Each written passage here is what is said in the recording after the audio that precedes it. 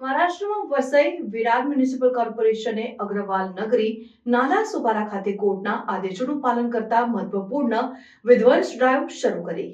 આ કામગીરીમાં dumping ground અને ગંદા પાણીની સારવાર પ્લાન્ટ માટે અનામત જમીન ઉપર બિનઅધિકૃત ઇમારતોને નિશાન બનાવવામાં આવી છે. આ પગલું બિનકાયદેસર ઘૂસણખોરીને દૂર કરવા અને જાહેર બાંધકામ માટે યોગ્ય જમીન ઉપયોગ સુનિશ્ચિત કરવા માટેના વ્યાપક પ્રયાસનો ભાગ છે.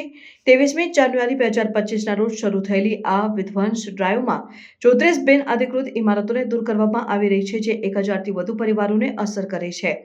આ રહેવાસીઓના લાંબા સમયથી વસવાટ હોવા છતાં વીવીએમસી અને તેમને 22 જાન્યુઆરી 2025 સુધીમાં સંપત્તિ ખાલી કરવાની સૂચના આપતી નોટિસ જારી કરી હતી. મુખ્યત્વે લક્ષ્મીનગર અને અગ્રવાલ નગરીમાં આવેલી આ ઇમારતોને મહત્વપૂર્ણ મ્યુનિસિપલ યુટિલિટીઝ માટે અનામત જમીન પર કબજો કરતો જોવા મળ્યો હતો.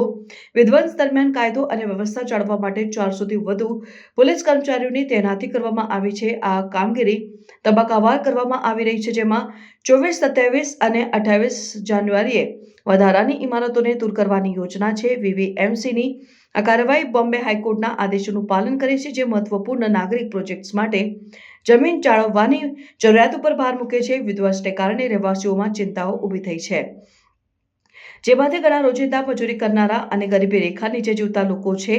સ્થાનિક એનજીઓ અને રાજકીય પક્ષોએ અસરગ્રસ્ત પરિવારોની પુનર્વસન જરૂરિયાતોને ઉકેલવા માટે પગલાં લીધા છે.